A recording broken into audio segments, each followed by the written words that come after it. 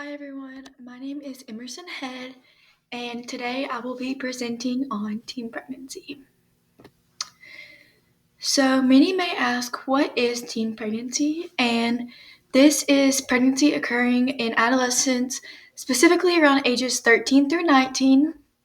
This includes both united pregnancies and childbearing. It's often overlooked due to the social and health impacts that remain significant today. Some data that I have collected throughout the semester during this project has been specifically U.S. teen birth rates around the ages of 15 through 19. And in 2022, it showed around 13.5 births per 1,000 females. However, through this data, we have seen that these rates have declined significantly. And for the majority of the teen births, we have seen that this has been more in later adolescence towards the ages of 18 through 19. With the data, the declining rate does show us that there has been some success with prevention as well as education, and we have seen an expanded use of contraceptive access. With teen pregnancy, we do face consequences and impacts, and some of these we see are higher complications, lower parental care rates, and the baby can be at high risk of low birth weight once it's actually born, as well as some social and emotional impacts, which we see this is more towards the parent, as more towards like the mother as well as she's going through pregnancy. And this can be increased stress and disruptions due to identity development and peer relationships. And here we have long-term outcomes.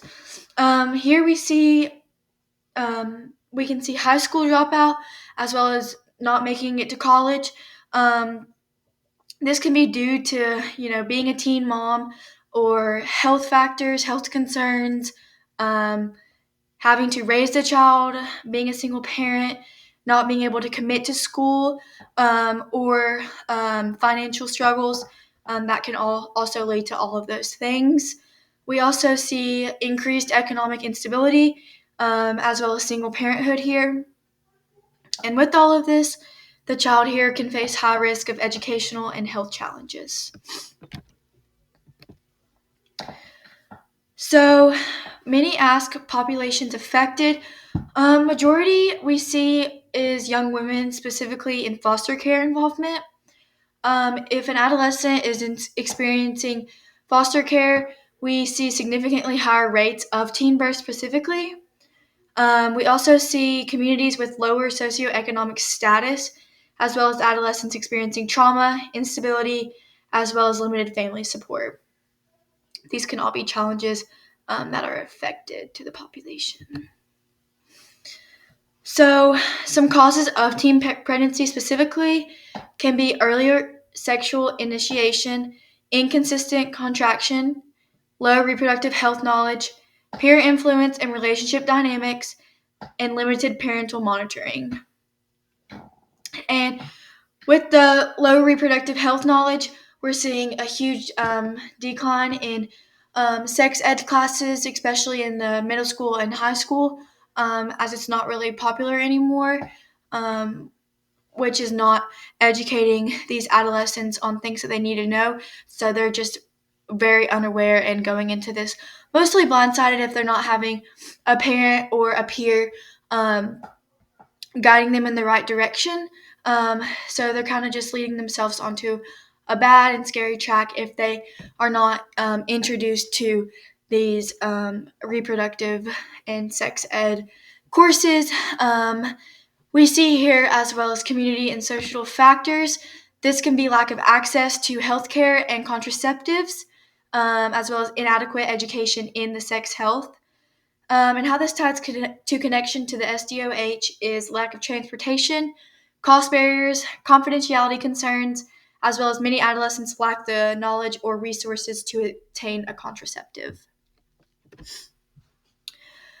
So for the program, Making Proud Choices, the goal is to prevent teen pregnancy as well as HIV and STDs while providing skill-based, engaging, and culturally relevant education.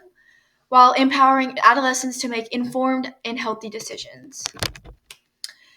So you may ask, where is this going to be implemented? And this will be in middle schools, high schools, youth centers, as well as after-school programs, clinics, and youth-serving organizations. And how it will be delivered is through multi-sessions.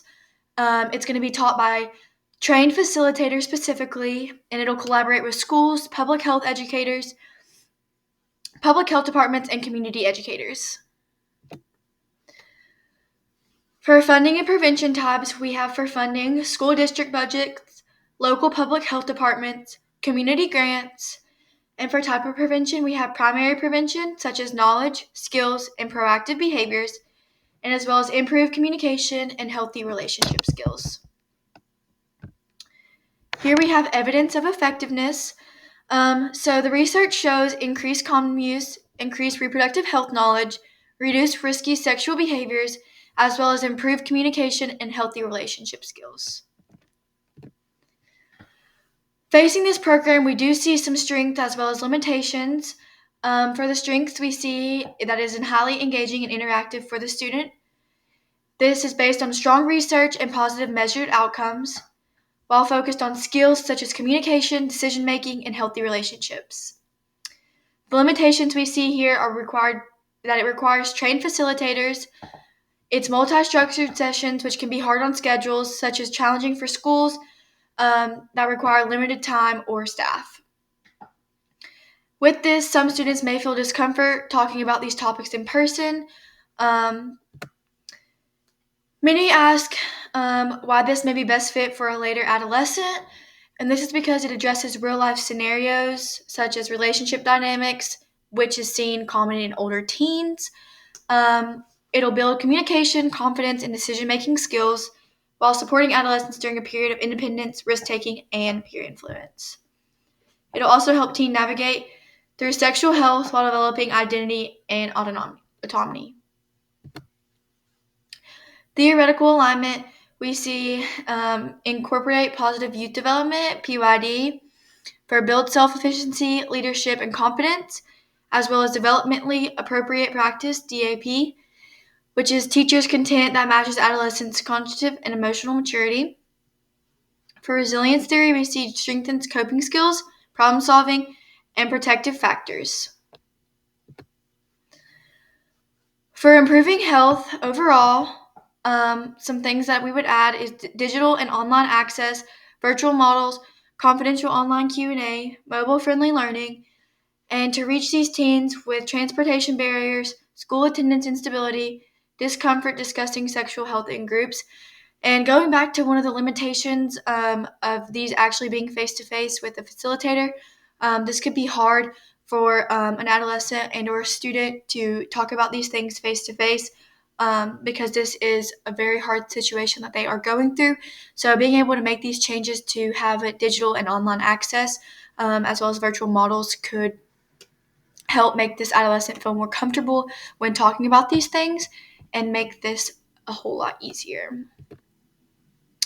So the sociological model levels addressed we see here is individual, which is knowledge, skills, and self-efficiency. Interpersonal, which is communication with partners and parents. Organizational, we see school, curriculum, and youth organization programming. Community, which is access to reproductive health resources. And social, which contributes to public health goals and teen pregnancy reduction policies. Lastly is the conclusion, and here we see teen pregnancy among older adolescents still remains a major health challenge. With this, it's strongly tied to the SDOH, education access, health disparities, and community factors. Evidence-based programs reduce risk and empower youth. Enhancing digital accessibility can improve overall health. Contributing prevention, education, and support matter for long-term well-being. And here are my references. Thank you.